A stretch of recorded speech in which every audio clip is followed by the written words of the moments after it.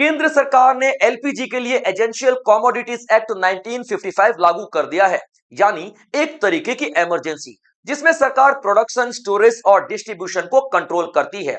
दरअसल straight of Hormuz के बंद हो जाने के बाद भारत में एलपीजी की सप्लाई खतरे में आ चुकी है, क्योंकि भारत अपनी 85% एलपीजी इंपोर्ट इसी रास्ते से करता है।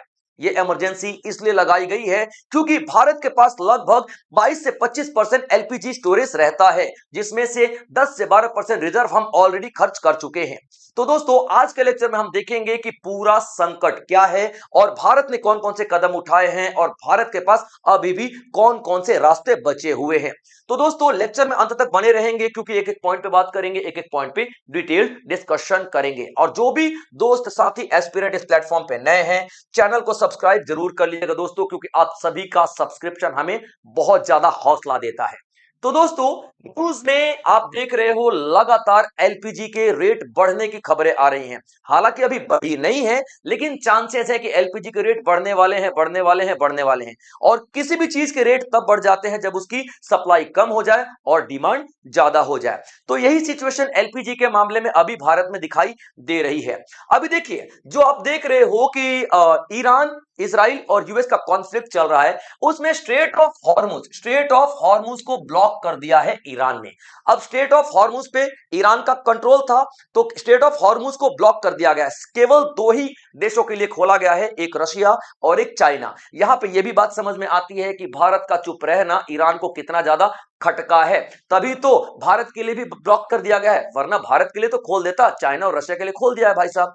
चलिए, खैर कोई भी बात हो, तो स्ट्रेट ऑफ हॉर्मुज को ब्लॉक कर दिया गया है। अब स्ट्रेट ऑफ हॉर्मुज से हमारे 80% के आसपास एलपीजी इंपोर्ट होता है, और जब वो रास्ता ही ब्लॉक हो जाएगा तो इंपोर्ट हम कहां से करेंगे।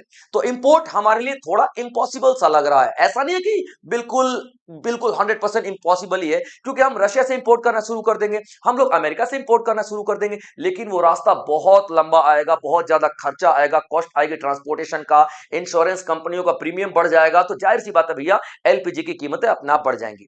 हमारे लिए ये रास्ता सबसे ज्यादा इंपॉर्टेंट था, क्योंकि छोटा था तो यहां से ट्रांसपोर्टेशन कॉस्ट भी कम आती थी, और इजी था तो इंश्योरेंस कंपनियां भी बहुत ही कम चार्ज करती थी, तो एलपीजी सस्ते में अपने को मिल जाता था। अब एलपीजी की कीमत हो सकता है कि बढ़े अगर हम लोग सप्लाई को कंट्रोल नहीं कर पाते हैं तो। ठीक है बच्चे, चलिए देखिए, ये स्थिति ऐसी हो चुकी है कि सरकार ने इस स्थिति को कंट्रोल करने के लिए एक एक्ट पास किया है, एक अधिनियम पास किया है। वो अधिनियम क्या है? Essential commodities act 1955। यानी कि जो भी एजेंशियल कमोडिटीज हैं, यानी कि जरूरियात चीजें हैं हमारे लिए, रोटी, कपड़ा, मकान, सिलेंडर विलेंडर, जो भी जरूरियात चीजें हैं, उन सब की सप्लाई को कंट्रोल करने के लिए, उन सब के डिस्ट्रीब्यूशन को कंट्रोल करने के लिए, उन सब के प्रोडक्शन को कंट्रोल करने के लिए ये एक्ट लगाया जाता है। ठीक है बच्चे, एग्जाम्पल के तौर पे जैसे एलपीजी है, जाहिर सी बात है भाई कि एलपीजी का अभी सप्लाई शॉर्टेज में चल रही है, यानी कि सप्लाई हमारे पास बहुत ही कम है। तो जाहिर सी बात है सरकार यहां पे क्या करने वाली है? कंट्रोल करेगी इस एक्ट के जरिए। अब पूरा प्रोसेस मैं आपको बताऊंगा किस किस तरीके से कंट्रोल किया जाएगा। ठीक है बच्चे, अब मिनिस्ट्री ऑफ पेट्रोलियम और नेचुरल गैस ने बोल दिया है कि भाई जितनी भी घरेलू कंपनियां हैं, घरेलू कंपनियां जो कि एलपीजी का प्रोडक्शन करती हैं, ज्यादा से ज्यादा प्रोडक्शन करें, ज्यादा से ज्यादा एलपीजी का प्रोडक्शन करें और अपनी प्रायोरिटी को डोमेस्टिक कंजप्शन के लिए बनाएं।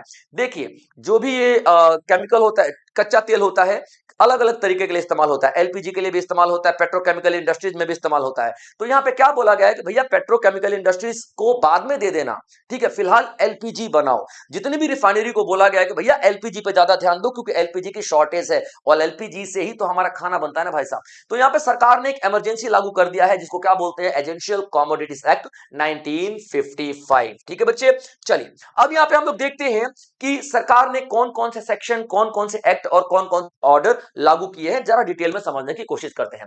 तो सरकार ने यहां पे दो ऑर्डर दिए हैं। एक तो आप लोग क्या देखोगे कि एजेंशियल कमोडिटीज एक्ट 1955 का सेक्शन 3 ये लागू किया गया है, और दूसरा लागू किया गया है पेट्रोलियम प्रोडक्ट ऑर्डर 1999। ये दो आप लोग देखोगे, मेन एक्ट और ऑर्डर, इनके बारे में थोड़ा बात कर लेते हैं। दीज प्रोविजंस यानी कि ये जो प्रोविजंस हैं allows the government to, government को अलाउ करते हैं, गवर्नमेंट को पावर दे देते हैं क्या, कि प्रोडक्शन को आप कंट्रोल कर सकते हो, यानी कि एलपीजी के प्रोडक्शन को आप कंट्रोल कर सकते हो। यानी कि सरकार अब यहां पे क्या बोल रही है कंपनियों को जो कि एलपीजी का प्रोडक्शन कर रही है कि भाई ज्यादा से ज्यादा प्रोडक्शन करो और जितना मटेरियल है ना एलपीजी में ही लगाओ, किसी और प्रोडक्ट में मत लगाओ। यानी कि स्टोरेज, ठीक है। दूसरा, अब स्टोरेज ज्यादा स्टोर मत करो। क्या होता है कि हमारी जो कंपनियां हैं स्टोर करके रखती हैं ताकि फ्यूचर में सेल कर सके, बेच सके, तो ज्यादा स्टोर अभी मत करो भाई साहब, अभी जनता को जरूरत है एलपीजी की, तो स्टोरेज को भी कंट्रोल किया जा सकता है, डिस्ट्रीब्यूशन को भी इसी तरीके से कंट्रोल किया जा सकता है, याद रखिएगा। तो एलपीजी की बात हो रही है तो मैं एलपीजी की यहां पे बात करूंगा, ठीक है। अब देखो दूसरा क्या, control supply during national emergency, ठीक है। और सरकार नेशनल इमरजेंसी ऐसा कोई सिचुएशन आ जाती है तो इन सभी सप्लाई को कंट्रोल कर सकती है। क्लियर पॉइंट बच्चों, आगे देखते हैं। यहां पे ये वाला पॉइंट और ज्यादा इंपॉर्टेंट है। सरकार ने क्या बोला है कि प्रायोरिटी टू एजेंशियल सेक्टर्स, यानी कि जिन सेक्टर्स को ज्यादा जरूरत है एलपीजी की उन्हें ही ज्यादा दो, घरेलू सेक्टर्स को ज्यादा जरूरत है भैया, अभी होटल वोटल इन सबको रहने दो, ठीक है, इन सबको रहने दो। वो गीजर लगा के नहा रहे होते बंदे हैं ना भाई, रहने दो उन सबको अभी फिलहाल, आप घरों में दो ताकि लोग खाना बना सकें। तो प्रायोरिटीज को डिसाइड करो और प्रायोरिटीज के हिसाब से सिलेंडर डिस्ट्रीब्यूट करो। ये सब किसके जरिए हो रहा है, तो एजेंशियल कमोडिटीज एक्ट 1955 के अंडर में सब कुछ किया जा रहा है, ठीक है बच्चे। आप देख लिए ये जो गवर्नमेंट ऑर्डर 1999 वाला है उसके अंडर क्या क्या दिया जा रहा है। तो क्या कहा जा रहा है, रिफाइनिंग कंपनीज जितनी भी हैं, रिफाइनिंग कंपनीज का मतलब क्या होता है, जो कच्चे तेल को रिफाइन करके पेट्रोल बनाती हैं या फिर और भी बहुत सारे प्रोडक्ट बनाए जाते हैं, तो रिफाइनिंग कंपनी की बात हो रही है। तो यहां पे रिफाइनिंग कंपनी को क्या कहा जा रहा है कि मैक्सिमम एलपीजी प्रोडक्शन करो, ज्यादा से ज्यादा हो सकता है तो एलपीजी का ही प्रोडक्शन करो। अब देखिए रिफाइनरी कंपनीज के पास यहां पे क्या आता है, एक प्रोपेन आता है और एक ब्यूटेन आता है, ठीक है। तो propane and butane streams must be used only for the LPG, only for the LPG, ठीक है बच्चे। याद रखेंगे आप लोग क्या बोल रहे हैं यहाँ पे कि जो प्रोपेन है, ठीक है बच्चे, प्रोपेन और ब्यूटेन है, ठीक है, इसको आप किस तरीके से इस्तेमाल करो, only for the production of the LPG, किसी और चीज में मत दो, क्योंकि प्रोटेन और ब्यूटेन पेट्रोकेमिकल इंडस्ट्रीज में भी इस्तेमाल होती है, ठीक है बच्चों, पेट्रोकेमिकल इंडस्ट्री में भी इस्तेमाल होता है।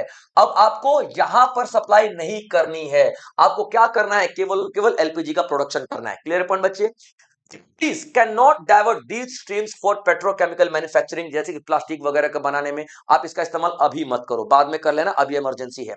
All LPG produced must be supplied public sector oil marketing companies, यानी जितनी भी प्रोडक्शन होगी एलपीजी का कौन किन कंपनियों के द्वारा किया जाएगा, तो ऑयल मार्केटिंग कंपनीज, कौन सी, पब्लिक सेक्टर यानी कि सरकारी कंपनियां। अब देखो जो रिफाइनरी होती है ना, रिफाइनरी रिफाइन करके एलपीजी वगैरह कहां बेच देती है, कंपनियों को बेच देती है, ठीक है, रिफाइन करके कंपनियों को। तो यहां पे प्राइवेट कंपनियों को मत बेचो भाई, क्योंकि वो तो अपने प्रॉफिट के लिए काम करेंगे, हो सकता है कि ब्लॉक ब्लैक कर दे, हो सकता है कि अलग अलग जगह पे स्टोर करके रख दे, बेचे ही ना, जब सप्लाई बढ़ जाए, महंगी बढ़ जाए, सप्लाई नहीं महंगाई बढ़ जाए तो बेचे नहीं, आप क्या करोगे, पब्लिक सेक्टर कंपनियों को बेचोगे। तो जितनी भी रिफाइनरीज है उनको बोल दिया गया है कि भाई पब्लिक सेक्टर कंपनियों को आपको बेचना है एलपीजी, याद रखिए, और प्राइवेट को नहीं बेचना है, ठीक है बच्चे। अब देखिए role of oil marketing company, जिनको कहा जा रहा है सरकार के भैया इन कंपनीज को बेचो, ठीक है, ऑयल मार्केटिंग कंपनी को बेचो, और वो भी कौन सी होनी चाहिए, सरकारी होनी चाहिए, यानी कि पब्लिक सेक्टर की होनी चाहिए, प्राइवेट सेक्टर को मत बेचना क्योंकि अभी इमरजेंसी लगी हुई है, ठीक है। तो देखिए 3 public sector companies manage domestic LPG supply, तीनों का नाम आप लोगों के सामने है बच्चों, ठीक है, इंडियन ऑयल, भारत पेट्रोलियम और हिंदुस्तान पेट्रोलियम, ये 3 बड़े बड़े प्लेयर्स आप लोगों को दिखाई देंगे पब्लिक सेक्टर के, जो कि पूरा सप्लाई चेन में अहम रोल निभाते हैं, ठीक है बच्चों। Supply of LPG cylinders to over 33 crore household, यानी कि 33 करोड़ घरों में इन्हीं का सप्लाई जाता है, इन्हीं का कनेक्शन जाता है, ठीक है बच्चे। अब जरा इंडिया का एलपीजी मार्केट देख लेते हैं, इंडिया का एलपीजी मार्केट देख लेते हैं कि इंडिया का एलपीजी मार्केट कहता क्या है, आखिर क्यों इतनी ज्यादा इमरजेंसी लग रही है, ठीक है बच्चे। ये देखिए इंडिया का एलपीजी मार्केट क्या कह रहा है कि भाई लगातार बढ़ता जा रहा है, लगातार बढ़ता जा रहा है, क्लियर पॉइंट बच्चों, याद रखेंगे। अब इंडिया का एलपीजी मार्केट क्या 3.4% हर साल बढ़ रहा है, हर साल बढ़ रहा है। इसका मतलब क्या है, इंडिया का एलपीजी मार्केट CAGR, ठीक है बच्चों, यानी कि एनुअली CAGR क्या होता है, एनुअली कितना बढ़ रहा है, ठीक है बच्चों। तो एनुअली ग्रोथ रेट क्या होता है भाई साहब, कंपाउंड यानी कि 100 बिलियन डॉलर का मार्केट था, तो अगले साल 103.4 बिलियन डॉलर का मार्केट हो जाएगा। ये इतना तेजी से ग्रो कर रहा है भाई साहब, ठीक है। और पूरा मार्केट की बात करें तो 15 बिलियन मार्केट साइज 2023 का बता रहा हूं मैं अभी। तो आप देखो 24, 25, 26 आ चुकी है। क्लियर पॉइंट बच्चों। यहां पे आप बात कर लेते हैं, ठीक है, 2023 से लेकर के 2032 का पूरा एक ग्रोथ रेट दिखाई दे रहा है, ठीक है बच्चे। याद रखिए, जो रिफाइनरीज हैं, ये रिफाइनरीज हैं, ये ब्लू वाली प्रेजेंट दिखाई दे रही है और ये ग्रे वाली 2032 आते आते तक, ठीक है। तो देखो, जो रिफाइनरीज इतना प्रोडक्शन कर रही है 32 तक जाते तक इतना हो जाएगा। जो यहां पे देखो एसोसिएटेड गैस, यानी देखो रिफाइनरी के साथ जब होता है ना तो बहुत सारी गैस भी निकलती है, ठीक है, तो उनको एसोसिएटेड गैस बोलते हैं। तो उनका प्रोडक्शन इतना है तो आगे चल के 2032 में इतना हो जाएगा। नॉन एसोसिएटेड गैस का प्रोडक्शन इतना है तो आगे चल के इतना हो जाएगा। यानी कि जिस तरीके से एलपीजी की डिमांड हमारे देश में बढ़ती ही जा रही है, उस तरीके से अगर हम लोगों ने कंट्रोल नहीं किया सप्लाई को, तो जाहिर सी बात है भैया, भारत में बहुत ज्यादा महंगाई आने वाली है एलपीजी सेक्टर को लेकर के, ठीक है बच्चे। चलिए अब देख लेते हैं इंडिया का एलपीजी का डिमांड कहां कहां जाती है। तो इंडिया में एलपीजी की डिमांड बच्चों 31.3 मिलियन टन की है हर साल, जिसमें से 13% कहां पे जाता है, तो कमर्शियल यूज के लिए जाता है, जैसे होटल, रेस्टोरेंट, ये सब में जाता है। और आगे देखोगे 87% कहां पे जाता है, तो घरों में इस्तेमाल होता है, घरों में इस्तेमाल होता है, ठीक है बच्चे। अब इनमें से आप देखोगे कि एलपीजी का 62%, ये पुराना आंकड़ा है बच्चे, अभी अगर मैं बात करता हूं, ठीक है, आप देखोगे कि तकरीबन तकरीबन 85% हम लोग इंपोर्ट करते हैं, 85% हम लोग इंपोर्ट करते हैं। तो इंपोर्ट आप कितना देखोगे, 62%। यहां पे पुराना आंकड़ा है, नया वाला आंकड़ा आप लोगों को 85% के आसपास दिखाई देगा। क्लियर पॉइंट बच्चों, याद रख लेना। और जितना हम इंपोर्ट कर रहे हैं उसमें से 85 से लेकर के 90% कहां से आता है, तो स्ट्रेट ऑफ हॉर्मुज से आता है। और आज की डेट में स्ट्रेट ऑफ हॉर्मुज ब्लॉक पड़ा है, 28 तारीख से ही ब्लॉक पड़ा है। जैसा कि मैंने आप लोगों को बताया था कि 22 से 25 दिन तक का तो रिजर्व है भारत के पास, नो डाउट, जिसमें 10-12 दिन तो खर्च हो चुके हैं, यानी कि और 10 से 12 दिन का ही एलपीजी हमारे पास पड़ा हुआ है। अगर हमने सप्लाई चेन को नहीं बढ़ाया तो डेफिनेटली यहां पे बहुत बड़ी प्रॉब्लम आने वाली है, ठीक है बच्चे। चलिए अब देख लेते हैं इंडिया की एलपीजी डिमांड कितनी बढ़ रही है। क्लियर है बच्चे, ये देखिए, ये 21.6 मिलियन टन, यानी 43% से बढ़ के कितना हो गया, 30.9 मिलियन टन, ठीक है। कब से, ये फाइनेंशियल ईयर 2017 से, और ये फाइनेंशियल ईयर 2026 तक जाते जाते। रेट देख लेते हैं, महंगाई 658 रुपए हुआ करता था और अभी 913 रुपए हो चुका है मार्च 2026 तक आते थे। रेट भी कितना ज्यादा बढ़ रहा है। हाँ, यहां पे आप देखोगे जब कोरोना वाला काल था ना तो थोड़ा ज्यादा महंगाई हो गई थी, 1103 रुपए, लेकिन फिर से थोड़ा कम हो गया था क्योंकि कोरोना चला गया तो इतनी महंगाई नहीं रहेगी भाई। यानी कि लगातार आप देख रहे हो एलपीजी की डिमांड बढ़ती ही जा रही है, और डेफिनेटली तो नहीं बढ़ेगी क्योंकि सरकार ने भी भाई बहुत ज्यादा स्कीम, जैसे उज्ज्वला योजना चला रखी है, सरकार ने मुफ्त कनेक्शन देना शुरू कर दिया है गांव में। तो अब लकड़ी पे कोई खाना क्यों बनाएगा, तो एलपीजी की डिमांड बहुत ज्यादा बढ़ती जा रही है। अब देख लेते हैं India heavy LPG reliance on middle east. Middle east में देख लेते हैं जो हमारा इंपोर्ट होता है, सबसे ज्यादा देख लोगे कि आप लोग यूएई में 40%, यूएई से हम लोग एलपीजी 40% का इंपोर्ट करते हैं, ठीक है बच्चे। उसके बाद कतर का देखोगे तो 22% हम लोग कतर से इंपोर्ट करते हैं। उसके बाद आप देखोगे सऊदी अरेबिया से 15%, कुवैत से 15% और अदर से 8%, यानी कि छोटी मोटी हम लोग करते रहते हैं।